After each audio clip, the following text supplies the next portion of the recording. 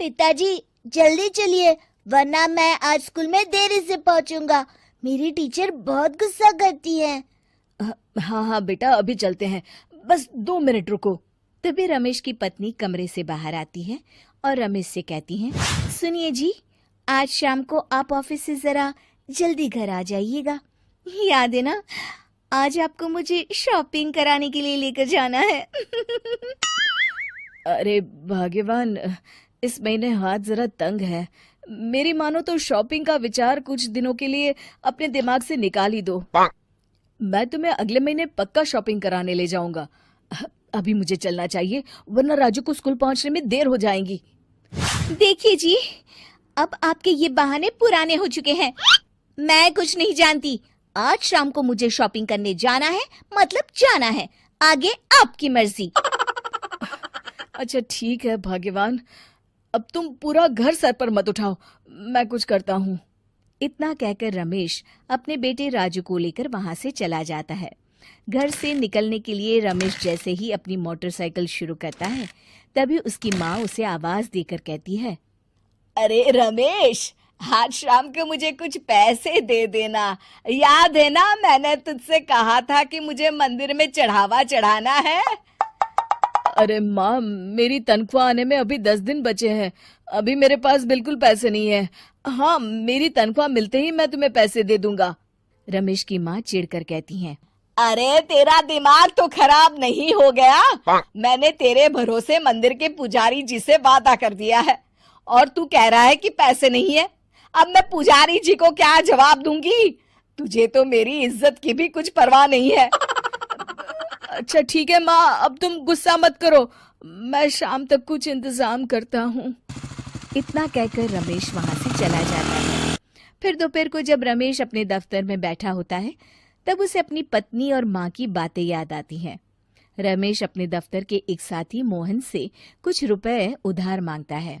अरे भाई मोहन, मेरा एक छोटा सा काम कर दो, मुझे कुछ रुपयों की सख्त जरूरत है। मुझे कुछ दिनों के लिए क्या तुम रुपए उधार दे सकते हो? अरे रमेश भाई, मैं तुम्हें पैसे उधार तो दे सकता हूँ, लेकिन मुझे वक्त पर पैसे लौटा देना। वैसे भी मेरा मानना है कि दोस्ती यारी में कभी पैसों का व्यवहार नहीं करना चाहिए। ये कहावत तो तुमने सुनी ही होगी कि उधार प्रेम की कैंची है। मैं नहीं चाहता कि पैसों को लेकर हमारा रिश्ता खराब हो। अरे मोहन, तुम बिल्कुल चिंता मत करो, मैं तुम्हारे पैसे वक्त पर लौटा दूंगा। फिर मोहन रमेश को पैसे दे देता है। शाम को घर आकर रमेश कुछ पैसे अपनी माँ को देता है और साथ ही अपनी पत्नी को भी शॉपिंग कराने बाजार लेकर जाता है। रमेश की पत्नी और उसकी माँ का स्वभाव जरूरत से ज्यादा खर्चीला होने के कारण दोनों हमेशा बेवजह पैसे खर्च करती हैं। फिर एक दिन, सुनिए जी, अगले हफ्ते हमने छुट्टियों में कहीं बाहर जाने का प्लान बनाया था। आपने पैसों का इंतजाम कर लिया ना? अरे अभी कहाँ, अभी तो मेरे पास बिल्कुल पैसे नहीं है। हम कभी और चले जाएंगे। देखिए जी, मैंने सभी सहेलियों से कह दिया है कि मैं बाहर घूमने जा रही हूँ। अगर मैं नहीं गई तो सब मुझ पर हंसेंगी। आप कहीं से भी पैसों का इंतजाम कीजिए जी। इतना कहकर रमेश की पत्नी वहां से चली जाती है। वहीं दूसरी तरफ रमेश की माँ भी तीर्थ यात्रा जाने की जिद करती है और रमेश से पैसे मांगती है।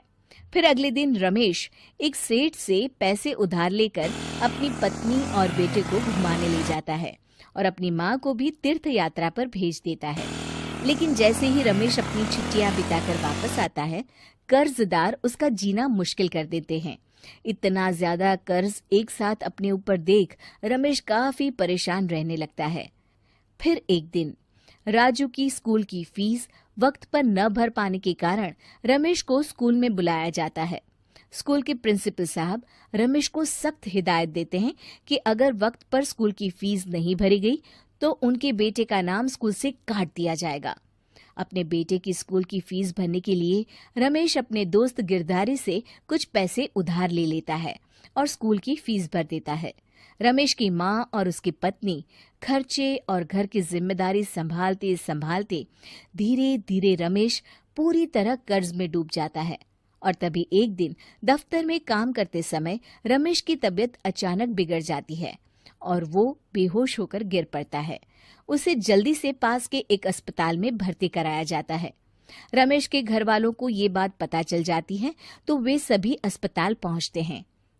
अस्पताल के डॉक्टर साहब उन्हें बताते हैं, देखिए, देर रात तक जागने और जरूरत से ज्यादा काम करने की वजह से इन्हें चक्कर आ गया था। बेहतर यही होगा कि इन्हें कुछ दिनों के लिए पूरी तरह आराम करने दिया जाए। रमेश की हालत देखकर उसके बेटे राजू को बहुत गुस्सा आता है और वो अपनी दादी और माँ से कहता है, माँ, दादी, मैं इतना छोटा हूँ, फिर भी मैं इतना समझता हूँ कि पिताजी दिन रात दफ्तर में काम करके पैसे कमाते हैं। पिताजी अकेला पूरा घर संभालते हैं और आप दोनों अपने फिजूल के खर्चों के लिए उन पर दबाव डालते रहते हैं। आज पिताजी की हालत के जिम्मेदार तो आप दोनों हैं। राजू की समझदारी भरी बातें सुनकर रमेश की माँ और पत्नी को अपनी गलती का एहसास होता है और दोनों की आंखों में आंसू आ जाते हैं। फिर कुछ दिनों के बाद रमेश की तबीयत एकदम अच्छी हो जाती है और वो पहले की तरह अपने काम पर जाने लगता है। रमेश की माँ और पत्नी अब उसे किसी प्रकार की कोई तकलीफ नहीं देते और ना ही उससे किसी चीज की मांग करते हैं। फिर देखते ही देखते रमेश अपने कर्ज के सारे पैसे चुका देता है। उसकी जिंदगी पहले की तरह अच्छी हो जाती है और वो अपने परिवार के साथ खुशी खुशी रहने लगता है। शिक्षा, हमारे रिश्ते एक तराजू की तरह होते हैं जिसकी दोनों ओर जिम्मेदारी और समझदारी का वजन बराबर होना चाहिए। मीरपुर नाम के शहर में तेजस अपनी पत्नी नीरू के साथ रहता था। पति पत्नी दोनों ही नौकरी करते थे। एक दिन तेजस गांव अपनी माँ के पास फोन करता है। हेलो, प्रणाम माँ। जीते रहो माँ, तुम दादी बनने वाली हो। अरे वाह, ठीक है बेटा, मैं कल ही आती हूँ। जब माँ जी शहर पहुंची तो बेटे बहू ने बहुत अच्छे से स्वागत किया। लीजिए माँ जी, चाय। अरे गर्मा गर्म पकोड़े ले आओ माँ के लिए। नीरू रसोई में गई और 2 मिनट में ही पकोड़े ले आई। जी ये लीजिए। बहू, जादू से बनाए हैं क्या? अभी तो रसोई में गई थी। यम्मी। माँ जी, शीला रसोई में पकोड़े तल रही है, मैं बस लेकर आई। हे भगवान, मेरा धर्म भ्रष्ट कर दिया तूने। अब तो गंगा जल से शुद्धिकरण करना होगा। दूसरे दिन, माँ जी, मैंने नाश्ता बना दिया है, ऑफिस जा रही हूँ। पर अभी तो घर का सारा काम पड़ा है। शीला आती ही होगी, झाड़ू पोछा बर्तन कपड़े वो सब कर लेगी। हमारे जमाने में घर का सारा काम हम ही करते थे। जी माँ जी, आप बहुत होशियार हैं, मैं घर ऑफिस दोनों नहीं संभाल पाती। तो जरूरत क्या है घर से बाहर जाकर चाकरी करने की? वैसे भी घर का काम खुद करने से घर में बरकत आती है, समझी? पर माँ जी। पर वर कुछ नहीं, इस महीने की पगार मिले फिर ऑफिस बंद है। हाँ। रात को नीरू तेजस से कहती है, सुनिए जी, माँ जी बोल रही थी कि मैं नौकरी छोड़ दूं। वैसे ठीक ही तो है, अभी तुम्हें आराम की जरूरत है। फिर भी आराम कहाँ, शीला को छुड़ाने के लिए बोल रही थी। तो अब 24 घंटे में इतना काम तो कर ही सकती हो। पर जॉब पसंद है मुझे, घर पर मन नहीं लगेगा। अगले दिन जब दोनों ऑफिस के लिए निकल रहे थे, मेरी तो कोई कीमत ही नहीं है इस घर में। माँ जी, आजकल महंगाई बहुत है, रहन सहन भी बदल गया है, दोनों नौकरी करते हैं तभी ठीक रहता है। अच्छा, तू कहना क्या चाहती है? मेरा बेटा तुझे बिठा के खिला नहीं सकता?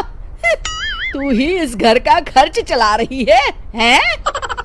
नहीं माँ जी, मेरा वो मतलब नहीं था, मतलब खूब समझती हूँ। ये बाल धूप में सफेद नहीं किए मैंने। हाँ। अब तो ये रोज का काम हो गया था। तेजस भी रोज की झिकझिक से परेशान हो गया था। एक दिन उसने कहा, नीरू, वैसे भी तुम्हें मैटरनिटी लीव मिलने वाली है, तो अभी से ही छुट्टी ले लो। पर क्या, मेरी सैलरी अच्छी खासी है। आखिर नीरू ने रिजाइन कर दिया। जब बच्चा हुआ तो घर में सब बहुत खुश हुए। कुछ दिनों बाद तेजस फाइल देख रहा था। क्या हुआ तेजस, कुछ परेशान लग रहे हो? अब हाँ, वो हमारी जितनी सेविंग्स थी वो तो हॉस्पिटल में और छठी के फंक्शन में खत्म हो गई है नीरू। और अभी वैसे मंदी चल रही है तो मैं बोल रही थी कल मुन्ना को हेपेटाइटिस का टीका लगवाना है। नीरू, क्या पोस्टपोन नहीं कर सकते? नहीं जी, बिल्कुल नहीं। अब तेजस को समझ में आ रहा था कि उससे गलती हुई है। पैसों की कमी का असर घर के माहौल पर भी पड़ रहा था। अगले दिन, बेटा मेरा चश्मा और ये दवाइयाँ ले आना, पर्चा देते हुए माँ जी ने कहा। जी। तेजस, मुन्ना के लिए दूध का डिब्बा और डायपर भी ले आना, और ये किराने के सामान की लिस्ट है, इसे भी लाना है। तेजस गुस्से में लिस्ट मरोड़कर फेंकता है और चिल्लाता है, पैसे क्या पेड़ पर उगते हैं? ये ले आना, वो ले आना। अरे पर ये जरूरत का सामान ही है।